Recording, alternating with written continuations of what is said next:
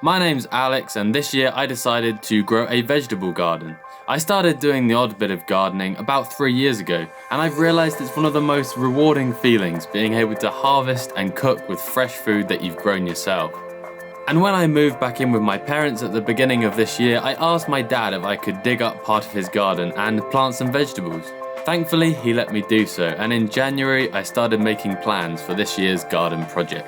I've just spent the last 3 hours reading through my book and making notes on my computer of the different species that I want to grow and the times of year which I need to sow the seeds and then harvest them. And it's quite overwhelming actually, because there's 25 different species of vegetable that I want to grow. And each of those different species has a different life cycle. Some need it warmer than others, some can't tolerate frost, so I have to plant them after the last frost. Another thing I'm finding quite tricky is knowing the amount of each plant to grow. For example, how many onions do I need? How many potato plants shall I grow? Anyway, I'm gonna need luck, so please wish me luck with this growing project. I got a horrible cold and a cough. I'm feeling not too great, but today it's going to be the first day of working on the garden. We've got this space here, which my dad has allowed me to turn into vegetable patch, and we've got to prepare the land ready for gardening. Currently, there's a lot of plants there, and we have got to dig up all those plants. There's bulbs, flowers, all sorts of other things growing in this patch, and we've got to dig them out before we can then plant fresh seeds and my vegetables in. So today is going to be a lot of digging. We've got a variety of tools. I don't know what it's called. I'm going to call it a long spade. Post hole digger. Post hole digger apparently.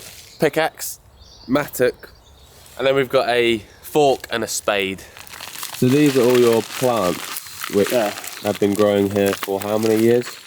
It's about 15, 16 years. We're going to dig them all out and put them on the grass and then go through them and work out what's worth keeping.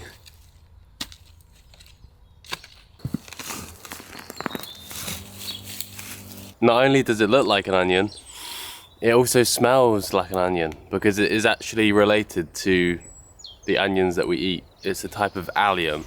I can sense this is going to take way longer than I expected. There's so many bulbs and different plants in here. If we leave any in, then as soon as it gets a bit warmer, then I guess they're all just gonna start to grow up. And obviously they'll compete with the vegetables that I'm trying to grow. So we've got to try and get as much of this out as possible. And it's gonna take a while. A few hours later, and I can confirm that digging is my least favorite thing to do with my time.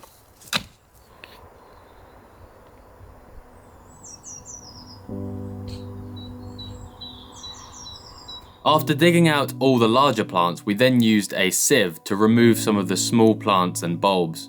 We could also take out any large stones in the soil. We've been working all evening. I would like to say it's weed free, but it's not. There's going to be a huge amount of seeds from plants that have been in here over the past many years. And I've already just found a few more. I think these are allium bulbs. So we might have some weed problems this year, but we will find that out when the spring comes. The next job was to spread a layer of fresh compost over the bed. Luckily, we have a compost bin at the bottom of the garden, which we've been putting kitchen waste in for the last few years. It all decomposed into a load of nice compost that would have probably cost me over £100 if I was to buy it from the shop.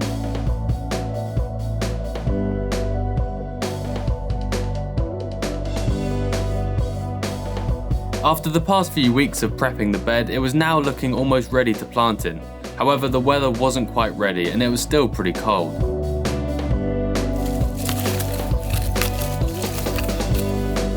I was at a nursery this morning looking at trees, and I came home with a brand new tree. This is a fig. The variety is brown turkey, which I've heard is suited to the colder climate here in England, because figs come from warmer places. They're not native to here, but hopefully at some point we'll have some figs.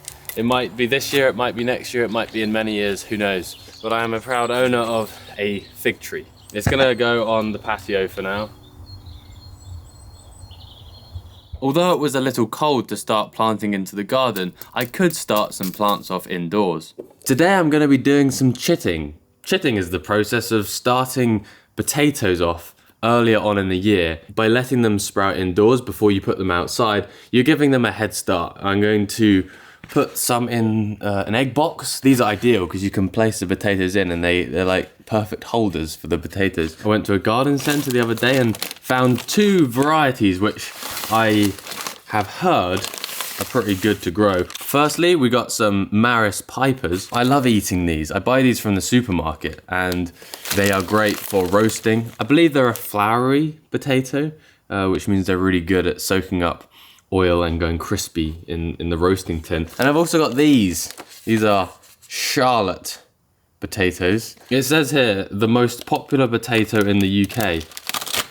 And here is the potato. I don't know if you can see, maybe. There's these little eyes, I think they call them eyes, where tiny little sprouts are starting to come out. If there's one there, one there, one there, that's where the potato will grow from. So that's where the leaves will then expand and grow. I've grown potatoes once before in my life, and it was an incredibly exciting and rewarding process digging up loads of these at the end of the year. But the way you're apparently meant to do it is you choose a few of these eyes to keep and a few of them to rub off. If you let them all grow, the energy is being spread across all of them. Whereas if you just choose 1 or 2, then I think all the energy goes into those ones and they're strong and good. So I'm gonna rub off those ones and we simply just place the potato in there like an egg. And we do that with all of them. I've also heard that if you've got a potato which has multiple sprouts on, you can chop them in half. Let's try this. Smells lovely. You let these heal over and then we can grow a potato plant from this bit and a potato plant from that bit. So we can actually grow twice as many potatoes. Gosh, we've got so many. Keep my label on it so I know what ones these are. And we'll do the same with these Maris Pipers. These Maris Pipers have sprouted a little bit more than the Charlottes. That's not a very nice looking one, that's covered in mould. We'll check in with them in a few weeks and see how they're getting on. I realised I wouldn't have space in the prepared bed for all these potatoes. But after getting permission from my dad, I dug another bed around a birch tree which would become the potato patch. The weather outside still isn't warm and we can get frosts here in this part of the country until I think middle of May. And the sowings I'm going to do today consist of lettuce, chard, salad onions, parsley, coriander and dill. All these plants can cope with cold weather. They're what gardeners call hardy plants, which means they can stand the cold weather that we might get. So I'm going to sow the seeds in these little pots, grow them indoors until they are sort of filling out these little module trays, and then I'll plant them in the garden, where hopefully they will survive even if it goes below 0. The process was pretty simple. Fill a module tray with compost, use a pen to create little holes, and pop some seeds in. For germination, seeds need to be moist, so I sprayed the compost thoroughly with water and stuck a label in so I wouldn't forget what I had sowed. Over the next week, things started to germinate. Radish was the quickest, taking only 3 days to sprout. Chard took 6 days, salad onions and coriander 11 days, parsley and dill were taking slightly longer, but after a couple of weeks I had loads of growing plants. It's the 13th of March and my seedlings that I sowed about 2 weeks ago have started popping up. The only thing that seems to be just not doing anything is lettuce. I don't know whether my seeds were dodgy or I did something wrong. I might have to sow some more of those. Or maybe they're just taking their time. Anyway, today we're gonna start off the process of hardening off. Now, I've never done this before, but apparently when you start seeds inside and you want to transfer them into your garden, which is outside, you should harden them off. You should get them ready for the colder environment. So we've got to get these little babies ready for the real world. Yeah, because it's not going to be nice and warm under a grow light inside your whole life. This is possibly what I'm most excited about. These are salad onions. The variety is White Lisbon. These are multi-sown I've seen gardeners do this. They sow like 10 seeds in one cell, plant them together, and then you pick them as a clump. I don't know if it'll work, but we'll give it a go. One of the problems my plants will face when they are planted out in the garden will be slugs. These are by far the most annoying pest I've had to deal with over my short time as a gardener. I would absolutely love a couple of runner ducks to sort out the slugs. However, my dad didn't want ducks in his garden, so I turned to another species which eats slugs, called nematodes. These are tiny worms that you can introduce into the soil in a powdered form, which will feed on slugs and hopefully reduce the numbers enough to not cause too much of a problem. But as you will see later on in this video, it didn't stop the slugs completely. A couple of weeks later and the weather was looking slightly better and I wanted to get my onions in the ground. However, since the temperatures have risen, the weeds had also been growing and there were thousands of seedlings popping up. There's potatoes growing in here. This is a hoe. It's a weed killing machine. I cut the weeds off and hope they don't grow back. Just cutting off the tops of the weeds worked, but I could see me having to do the same thing in a few days' time when more seeds germinated, so I opted for a more expensive method of putting down another layer of compost to block out the light, so that the weeds wouldn't be able to grow. This would also add another load of fertility to the soil and help long term, so I saw it as a good investment. I could then start planting my onions, which I simply pushed into little holes so that the tips were just under the soil.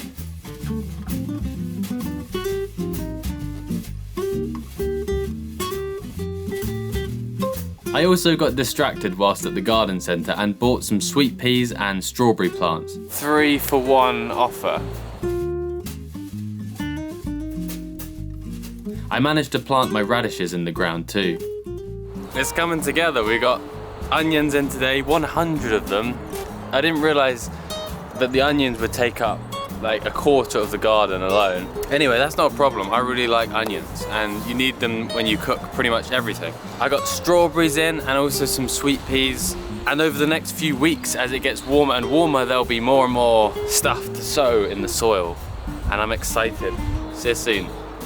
My main aim of this garden project this year is to grow some food and have some fun. However, I can't help try and understand a little bit more about the science that's going on underneath the soil and learn a bit about how plants actually grow. I realized that you could send off a sample of your soil in your garden to the lab and get it tested so you can see what is in your soil, because when you look at soil, you can't really see if it's any good or not. You can see the structure and the texture of it, but you can't see the actual nutrients that are available to the plants in there.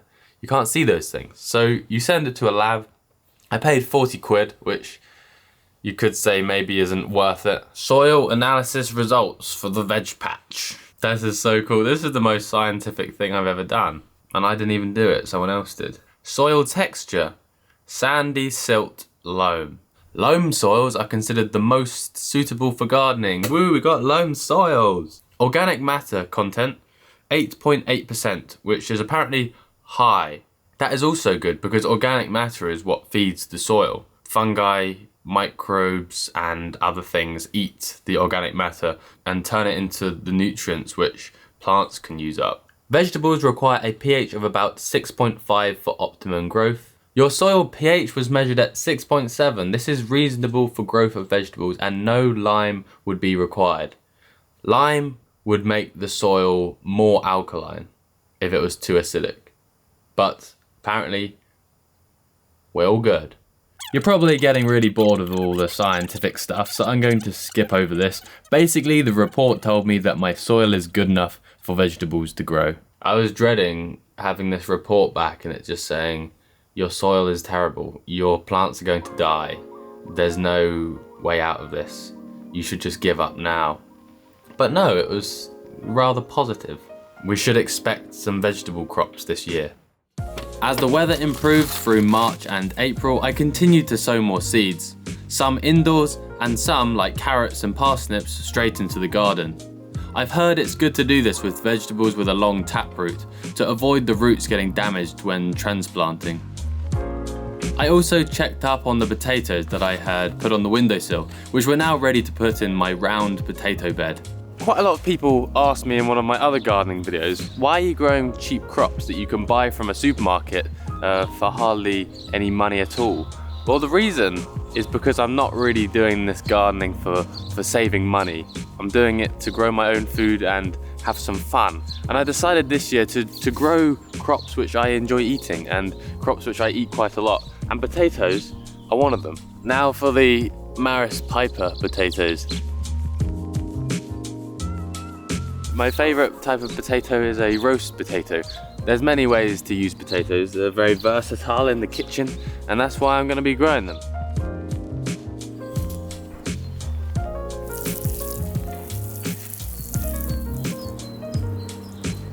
I sowed these pea seeds into an egg container, which did work, but you can't pick up the egg container because it's falling apart. So you have to put it on a tray. It's so daunting seeing a whole empty bed at the beginning of the season. But as it slowly fills up, I feel more and more content and comfortable with how this year is going to turn out. It looks like we should have some food to eat this year. Of course, there's many things that can go wrong along the way. I've got a few pots here with seedlings. I sowed the seeds maybe 2-3 weeks ago. I've got some chamomile, borage, and red and white campion, which I think I've heard are all flowers which bees quite like. So I thought I'd create a little flower patch here just behind the pond. And then the bees can come from the hives over there, feed on the flowers, drink some water, and we'll create a little bee area in the garden. I didn't realise how quickly the garden would fill up with plants, and stupidly a few weeks ago I ordered more strawberry plants. If I had known they wouldn't go in the bed, then I probably wouldn't have got them, but I've got I think 20 or 30. It's just these, I think they call them plugs. They're just the root balls of the strawberry plants, and I'm going to pot them on into some containers. I put on my bee suit because there was one angry bee that kept on chasing me. So my plan is to use this as the base and then stack the pots up like that.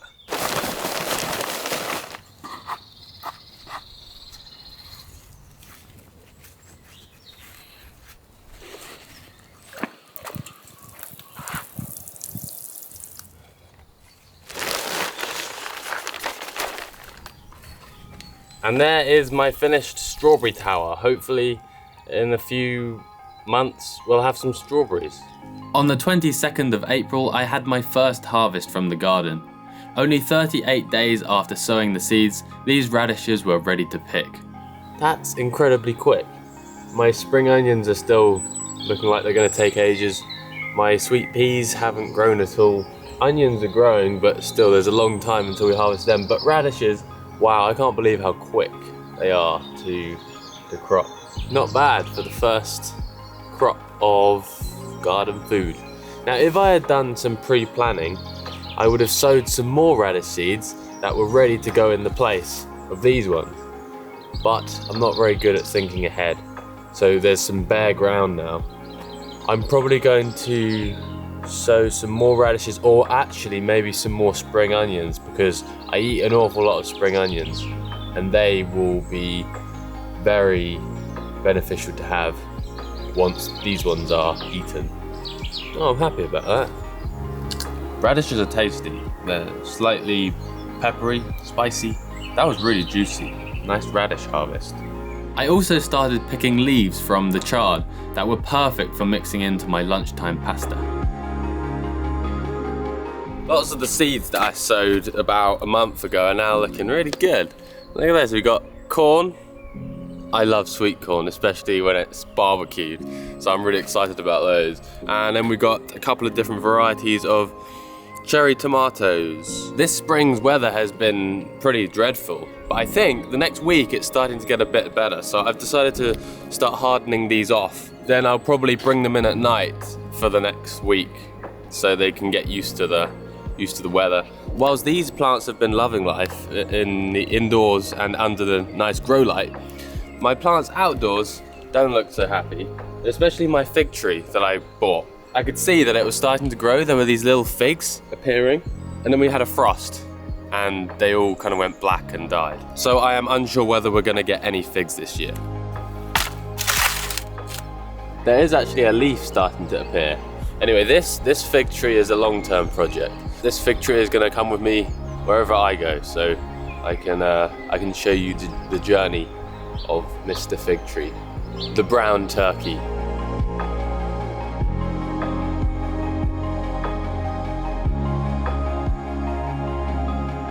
I soon started seeing damage to my pea plants, and it was clear that the slugs and snails had been munching on them.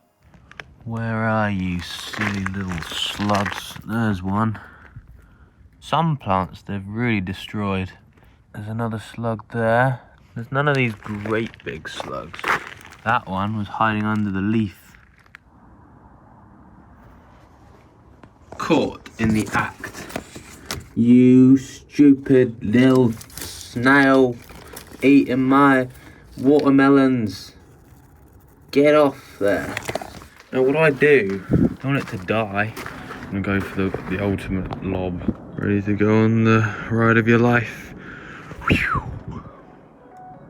You can see the damage that it's done. Eating away at the leaf. And the more they eat, the less it can photosynthesize. Means the less it grows. Right, I'm gonna go to bed. Stupid snails. I'm doing something called earthing up, where you put earth on top of the potatoes when they grow, which apparently some people say that you get more potatoes because you create a longer stem where more potatoes can form along. Other people say you don't need to do it. I don't know, I'm trying it out, it's fun.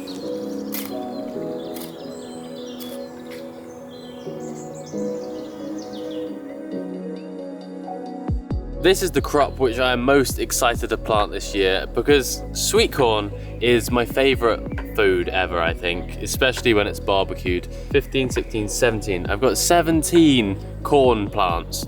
These ones are outgrowing their containers that they're in currently, but they seem to have done really well.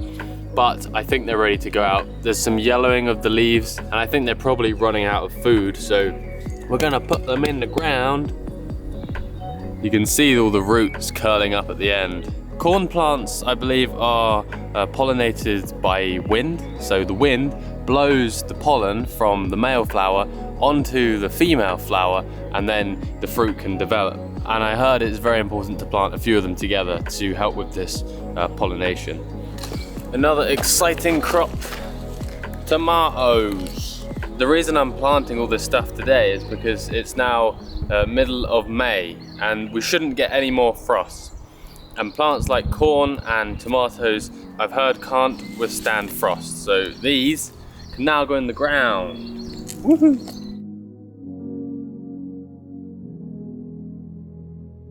Look at the garden, it is full of plants. There is actually no more space to plant anything else. I've already been getting some crops from the chard lettuce and coriander.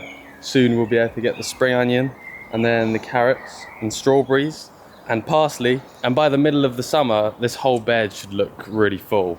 Because obviously the plants that I put in are only seedlings. So currently it looks like there's lots of space, but actually once they all grow, it's gonna all be taken up.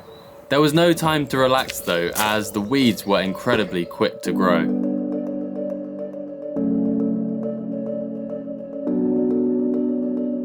A bucket full of weeds.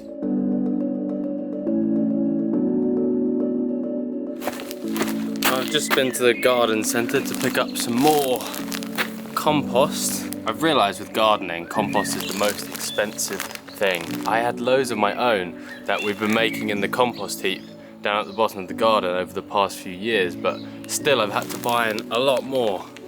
And it's kind of scary how expensive this is, but it kind of makes me think in the future, making as much as I can is definitely a worthwhile investment of time. I'm going to be doing some container plants for the greenhouse, and I'm going to be growing some rather odd looking fruit. This is a chayote. I'm going to put this in here. Cucumber. You can see that it needs a new home because it's full up with roots. And the last thing I'm going to plant today is this watermelon. I would have had 2 plants, but the slugs ate this one last night, which I'm very annoyed about. These slugs are causing me such a pain. It's fun putting little seedlings into bigger pots because it's like you're giving them a new home. You just know that they're going to have so much more food and so much more space to grow really big and strong. Last year I sowed my cucumbers so early. I was harvesting them in late April, early May, which is crazy because this year it's already mid-May and this is what my watermelons look like. I can't forget to give it a water. This is especially important for greenhouse plants because it doesn't rain in here. All the water will be water that I've given them.